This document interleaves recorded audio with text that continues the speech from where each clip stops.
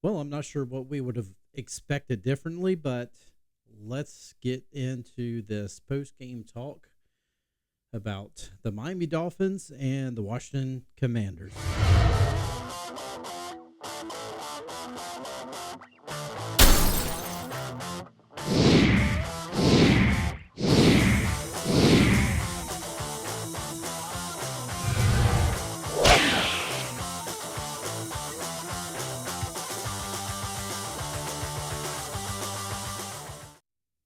Hey, everybody, welcome back to another video here on the Washington Football Maniacs YouTube channel. This channel is dedicated to soon to be, don't laugh, the greatest franchise in the NFL, the Washington Commanders. And if you're not down with that, well, you're probably a Miami Dolphins fan.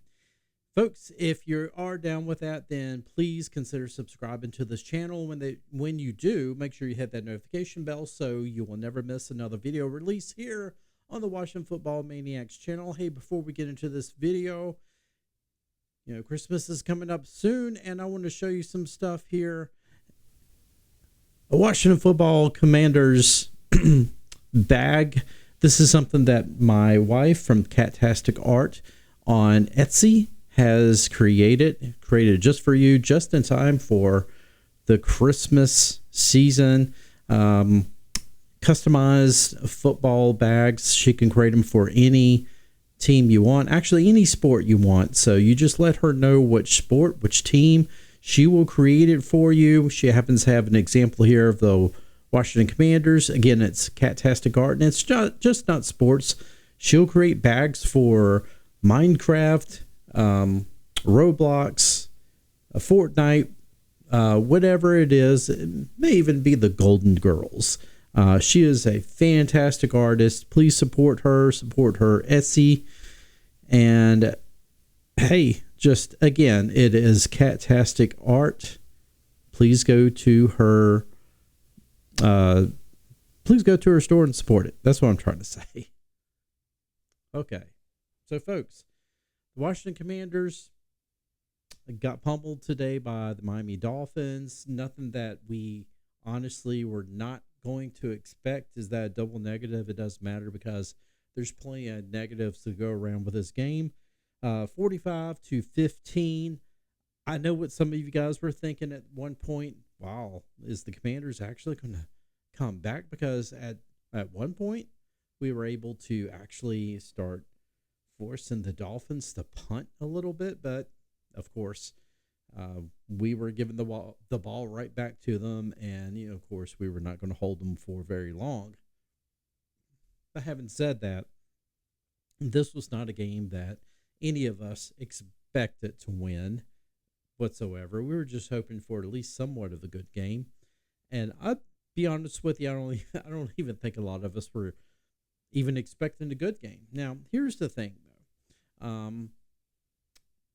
A lot of things happened today. Let's talk about the first game that Rivera was having to call the defensive calls because of Jack Del Rio being fired as the defensive coordinator. So, of course, Rivera has to take over the defensive play calls.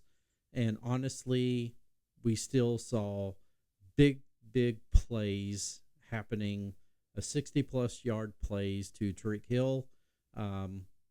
Did the firing really help? Well, obviously, we realized there was more wrong with this team than Jack Del Rio and his defensive coordinator, or I should say his defensive backs coach, Baselmeyer. There was just more to it than that. Now, one approach that Ron Rivera was trying to do with the defense was trying to simplify things a little bit more so they could play a little bit faster. Honestly, I didn't see much of a difference with that. I will say I did see a little bit better play out of his linebacker. Well, not both linebackers. Cody Barton, to me, was terrible today. I thought that Jamin Davis had a pretty good game today. He played pretty well, but outside of that, honestly, the defense was pretty horrid. We heard nothing from Daron Payne or John Allen. They were silent. Honestly, I wasn't even sure if they were even playing today. I mean, honestly, I didn't know if they were even in the game. Um, their secondary got torched. Everybody got torched today. Um, Quan Martin. Why would you put Quan Martin in man coverage and Tyreek Hill? I don't get that whatsoever. Um, at one point, it looked like maybe Ron Rivera did do some adjustments, unlike what we usually see from Jack Del Rio. But honestly, did it really matter? No, it didn't matter because the Miami Dolphins offense is just too tough. That's just all it is. They're just too tough. Defense, um, Miami Dolphins played pretty well as well. They got to Sam Howell. They sacked him a few times, and of course that pick six there as well. A lot of people will blame Sam Howell for that. I'm kind of split. Yeah, certainly Sam Howell, maybe being a little bit more seasoned, he would have seen what would have happened, and he would have probably not thrown that pass. But I mean, he's still kind of a rookie, and of course, Wiley. I showed his hand. That's what I said on Twitter. He shows his hand. He doesn't even attempt to act as if he's going to block. He just kind of drops back. And again, easy pickings for the defense. Pick six. It's just terrible. The good thing is a running game was pretty solid there. Bad thing is now that B. Rob has hurt his hamstring. We don't know how long he's going to be out for. So, of course, you got Chris Rodriguez and Antonio Gibson, who's going to have to pick up the slack. The good thing is both of those guys are pretty good. So, and the running game was actually pretty good today. And honestly, I don't know why we didn't see more of the running game this entire season. I feel like had we seen the running game a little bit more this season, you probably would have seen a little bit better quarterback play. You wouldn't have seen Sam Howell take as many sacks. After a while, Sam Howell just looked a little rattled, but he stood in there and he fought. Now, a lot of people are looking at us now having the fourth pick. Moving up, we keep moving up in the draft, man. We keep moving up.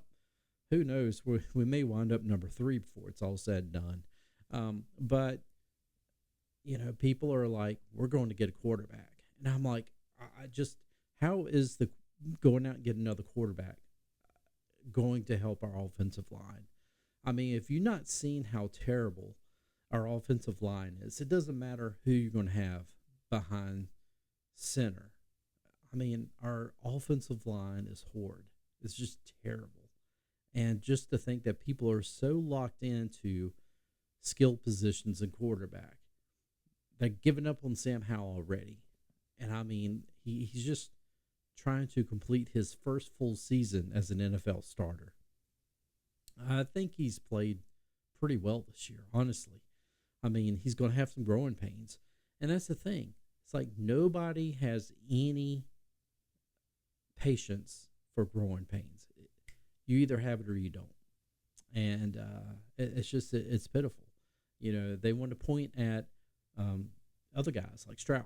It's like, well, look at him. It's like he's got a better offensive line in Houston than obviously what we have in Washington. I'm telling you, if our offensive line was just even a little bit better than what we had, Sam Howell would look a lot better. But because we don't, I mean, it is what it is.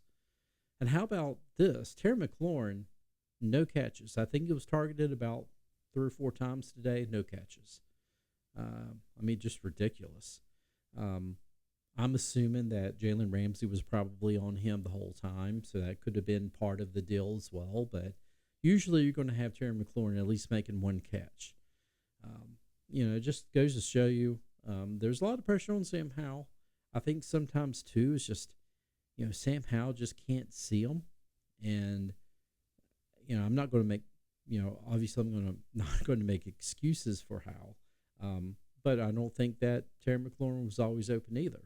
So then the question, people start saying, well, That's because he's not getting separation anymore. So he has now solidified himself as the number 2 wide receiver. I, you know, there's so many hot takes and so many just knee jerk reactions. I think we just need to pump our brakes on all of this. Look, folks, we have a bad season this year. We're having a bad season this year. Most of it, honestly, is because of horrible coaching. You know, you get much better coaching in here. These players are going to play better.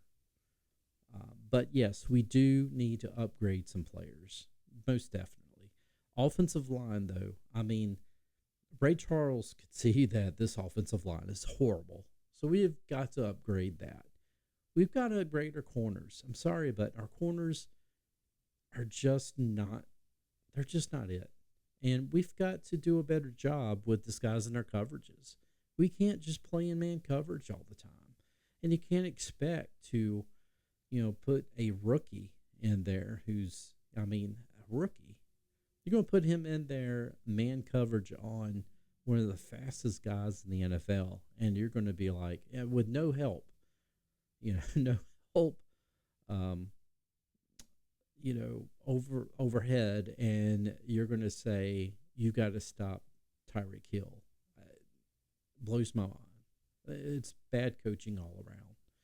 So, folks, it is, it is what it is. And even Ron Rivera, he's like, obviously, I'm frustrated because we can't compete against these upper echelon teams. Well, Ron, you have had 4 years. By year 4, you should be getting to that point where you can compete. Maybe you can't beat them just yet, but you should be able to compete against them. You can't even compete against these teams, which means there's been no improvement. The needle has not even budged in these 4 years, and that's the reason why that Ron Rivera is not going to be here next year. And, I'll mention this in another video because I really want to dedicate a video to this, but, Josh Harris has already mentioned he can easily get you a team that's in the middle of the pack. But why would anybody just want that? Nobody wants that. When Jack Kidd Cook went out and got Norv Turner after 1 year with Pettibone being head coach. This was after Joe Gibbs stepped down the first time. Many people felt, okay, this is a great hiring for the Redskins, because he had been a part of that Dallas, great, Dallas team that was just really starting to come into their dynasty. But really what Norv gave us those years was a lot of 8-8, right? Just mediocre, mid type of coaching. A lot of times it was like you could tell there were sparks of this team had potential. We had some good players, never could get past it. Just couldn't get over the just needed a little bit more is what I'm trying to say.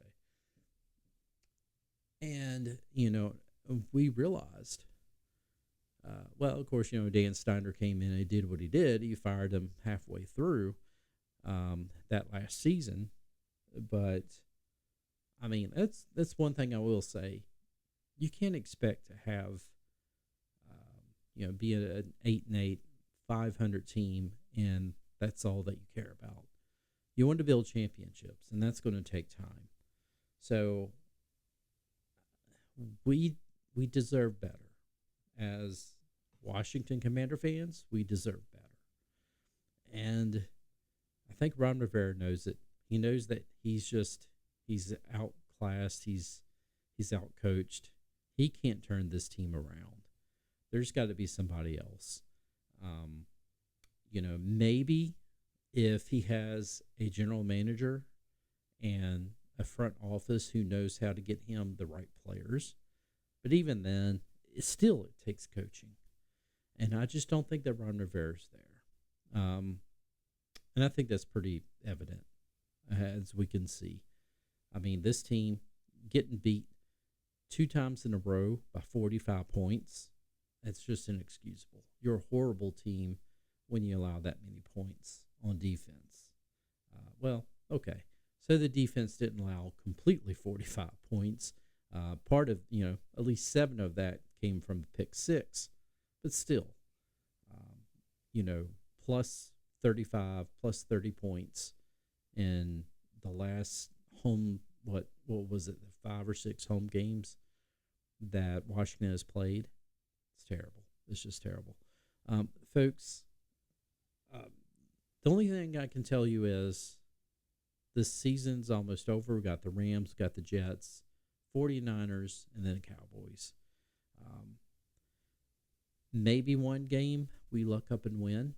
And that's really all depends on if Aaron Rodgers even plays or not. If the Jets are out of it, we probably won't see Aaron Rodgers. And so maybe Washington has a chance in that game. But honestly, 5-12, I think that is exactly where we're heading to. 5-12, and probably going to solidify a 4th spot in the draft. So we will start to talk about the drafting, of course, getting much closer to the end of the season. But let's just, if we can just sum up this video by saying bright spots, I think that you had Sam Howell continues to fight. He didn't have that great of a game, but he continues to fight. I think he's a quality guy that you bring into next year, and you see what he has in his sophomore year. You have some solid guys in the backfield who can run the ball for you, and you got some talent at wide receiver. I said in previous videos that I don't think that Curtis Samuel is going to be back. Maybe we should look at bringing him back. Curtis Samuel is still quality for you, but, maybe we do start looking at possibilities of trading guys like Terry McLaurin. I love him. He's one of my favorite Washington Commanders players. But if you can get something for him and get some more draft picks, or maybe even pick up a quality offensive tackle or something like that, I think you do it, because I think you have to. Anyway, folks, let me know in the comments what you think. Obviously, we're all reeling from yet another embarrassing loss, but, again, one that we probably expected. Folks, if you enjoyed this video as down and out as it was, give me a like, give me a share. Let me know how I did. Again, please consider subscribing to the Washington Football Maniacs. And with that said, hell to the Washington Commanders anyway. And let's go Maniacs.